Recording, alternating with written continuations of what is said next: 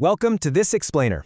Okay, let's just dive right into a fascinating case study that perfectly captures that age-old clash between street smarts and formal credentials. Today, we're exploring the life of an extraordinary estate field officer. We're talking about a guy who managed 2,000 acres of plantations and had this unbelievable level of practical wisdom that effectively made him a walking university. We're going to look at exactly what happens when uncredentialed brilliance goes head-to-head with, well, institutional arrogance. So, to set the stage here, let me ask you a question that honestly sounds a bit like the setup to a joke. Can a humble cattle rope beat high-end German engineering? We're starting with this incredibly memorable incident that happened during a survey for a brand new vermicompost plant. The area was nestled roughly right between a coconut area and a coffee plantation. And enter our antagonist for the day, a surveyor who had just arrived on site. He was a degree holder and, as the story goes, he carried some serious head weight about it. You know the type, totally confident in his academic superiority. So, this surveyor starts measuring the rough terrain, and suddenly, his fancy, brand-new tape snaps. And not just once, it snapped in 3 different locations. Obviously, it was a wildly embarrassing situation for him. Right at that exact moment, the field officer, the father of our narrator, was just crossing that area. He heard the commotion, sized up the situation, and didn't even mock the guy. He just quickly called over his trusted kinsman, Rayappa, and said, "Bring that." Rayappa trotted over with a roll of coir. Now, this wasn't some high-tech surveying tool. This was a coarse rope actually used to tie cattle. The dad casually asked the assistant about the exact requirements for the plant and then just told Rayappa to unroll the coir until the very end. Since one roll of this cattle rope comes to around 250 meters, he simply had them measure it out 4 times. Boom, that gets you around 1,000 meters. Then, he had them measure 15 meters straight across so 2 large trucks would have enough space to stand side by side. Marking done. It was that simple. A massive 1,000-meter perimeter, fully mapped out with cattle rope. But of course, that surveyor was not convinced. He actually came back the very next day with his brand-new copper-clad German tape, ready to prove the old man wrong. But on measuring the site, he was completely taken aback. The measurements were exactly where the dad said they'd be. Even the across measures for the trucks were flawlessly accurate. That guy was utterly ashamed. And the dad? He just quietly walked away with Rayappa and the coir roll. The narrator notes, "I am still awestruck, decades after too." What do you think? And honestly, that sentiment just perfectly captures the lasting impact of this story. Seeing uncredentialed brilliance effortlessly triumph over ego and expensive tools, it just leaves a permanent mark. It really makes you rethink what it actually means to be capable. Section 1. Engineering without a degree. Because you see, that surveyor incident wasn't just a one-off fluke. This field officer possessed a deep, incredibly hands-on engineering mastery that bypassed formal textbooks entirely. Take the scrap motor fountain, for instance.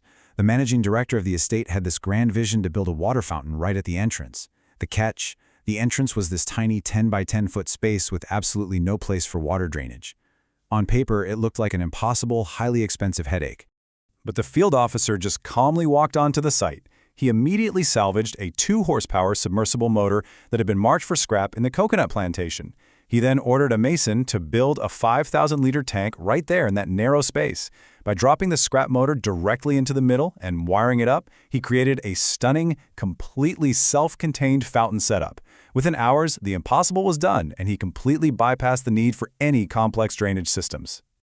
Or, hey, consider the factory earthing fix. Fuses in the factory area were blowing left and right, and the AC units were constantly tripping. Management was in a full-blown panic. They were literally talking about ordering a highly specialized Megar insulation tester from Delhi, which meant they'd be waiting for 4 anxious weeks just to diagnose the problem. Instead of waiting a month, the field officer stepped in, took one look, and knew exactly what it was. It wasn't insulation, it was just poor earthing. He directed his team to dig a simple hole, 4 feet deep, 1 foot wide. Then he had them toss in 10 kilos of salt, 10 kilos of coal, and a bunch of coconut husk, and just told them to water it regularly. He told a furious MD to wait just 1 week before ordering that fancy tester.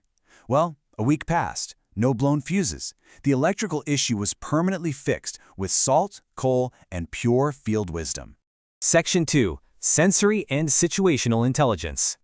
Now, his practical wisdom went way beyond just fixing machines. It manifested as this acute, almost unbelievable sensory and situational intelligence.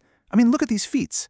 In the rubber plantations, he could perfectly sense the grade of latex dilution literally just by gently squeezing a single drop between his fingers. When a massive Kirloskar generator started acting up, he diagnosed a broken fan leaf purely by the subtle shift in its sound, before the expert from Delhi even showed up. When management printed a 1,500-page botanical index, he took one glance and instantly spotted that a crucial medicinal plant, Rauwolfia serpentina, was missing. And predicting the weather? He didn't use charts. He predicted rain perfectly just by watching the flight patterns of dragonflies. And I think this brilliantly illustrates the core difference we're talking about today. Formal metrics rely on lab tests, expensive mechanics flown in from the city, massive indexes, and weather charts. But field wisdom? That relies on the immediate and the tangible. It's the feeling in your fingertips, the pitch of a sound, sharp eyes, and dragonflies. Time and again, his tactile and observational field wisdom proved to be far more accurate and efficient than the formal metrics of the institution. Section 3. The Walking University. This all brings us to the culmination of his legacy. This lifetime of accumulated knowledge earned him a truly legendary reputation. He wasn't just an employee, he effectively became an educational institution in himself.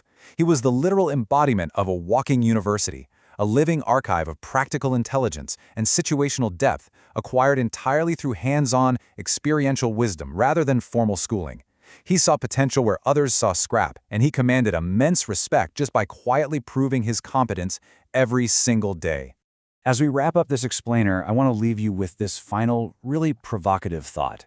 In our modern, hyper-credentialed society, are we measuring height instead of depth? Do we place too much value on the paper degree and the shiny German measuring tape, while totally ignoring the incredible foundational value of the koi rope and the hands that actually know how to use it? It's a powerful reminder for all of us to rethink how we recognize true capability. Thanks for joining me today, and I really hope this changes the way you look at the everyday wisdom all around you.